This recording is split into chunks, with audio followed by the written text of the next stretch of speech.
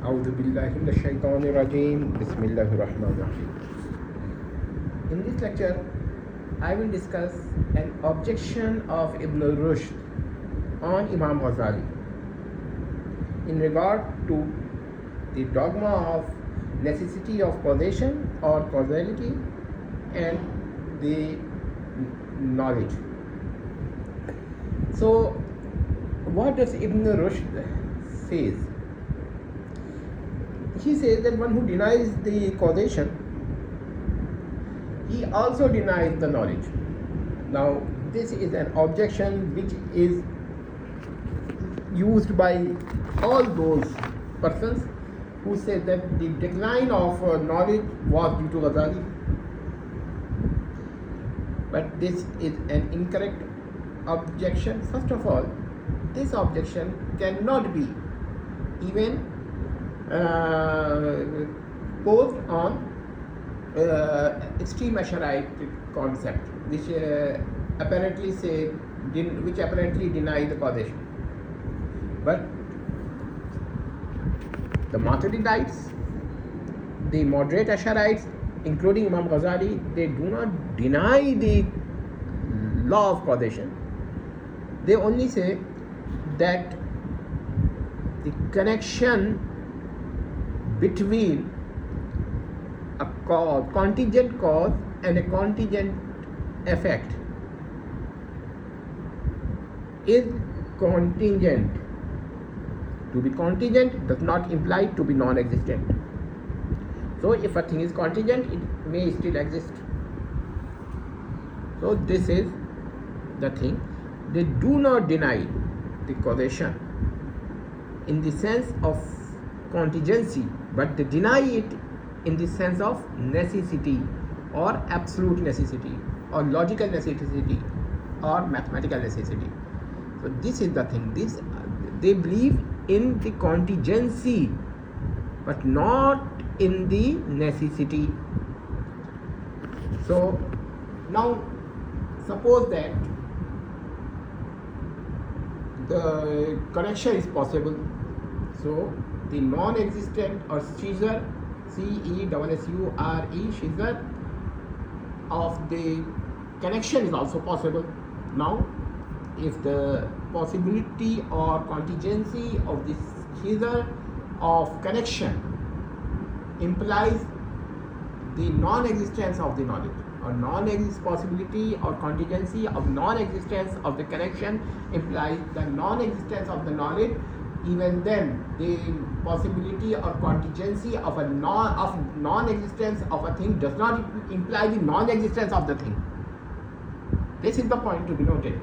So we believe that the contingent knowledge is contingent and not necessary, so its negation or its seizure, C-E-S-S-U-R-E, is also possible. It is possible that the contingent knowledge may cease. It is possible, but it does not imply that it does not exist. The entire world is contingent, but does not imply that one does not exist. So this is a very fallacious objection.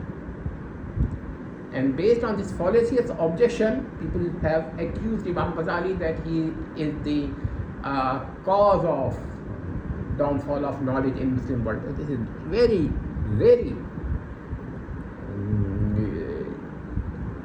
fallacious argument, extremely fallacious argument. So once again, I will say that if we accept that the non-existence of the connection between cause and effect is possible, and if this non-existence implies the non-existence of knowledge, it does not mean that the connection does not exist, and it does not mean that the knowledge does not exist. So denial of knowledge is based on the non-existence of the knowledge. Now again, another question that will destroy, inshallah, the objection based on the false accusation on Imam Ghazali, and this false accusation is made by Ibn Rushd. Let me say there are two types of knowledge: divine knowledge, whose non-existence is absolutely impossible, and non-divine knowledge, whose non-existence is possible. So Ibn Rushd is saying that it implies non-existence of knowledge. So whose knowledge? If he is talking about divine knowledge, so this is impossible. Anything that implies an impossible becomes necessary, relative necessary. So this means that the connection becomes relative necessary. And if a thing is relative necessary, it means that it exists. So this is the proof that the knowledge exists, connection exists. And if he means that it is the non-divine knowledge, then we accept that the non-divine knowledge is contingent and its non-existence is possible. But the possibility of non-existence does not imply non-existence.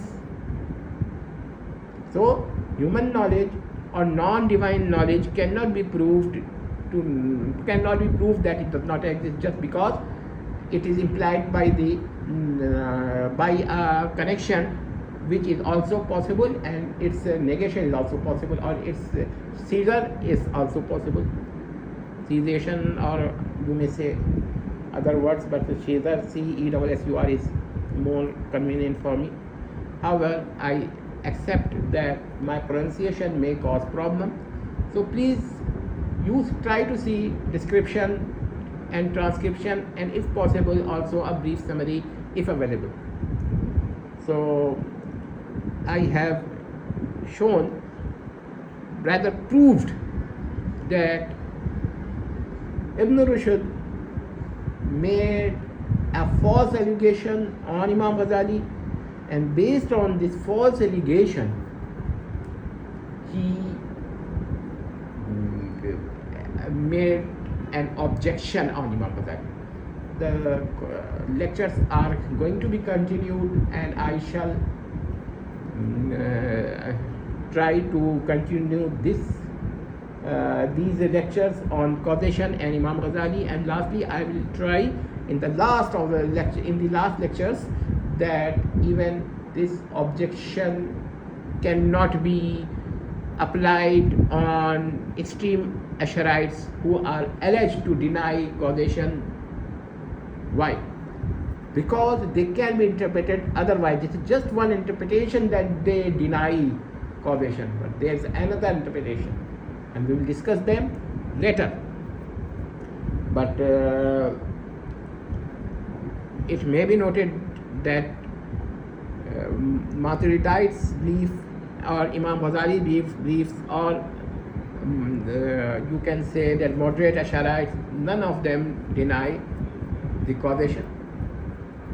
Only they deny, either they deny necessary connections or they deny the necessity of the connections. Both are the same thing.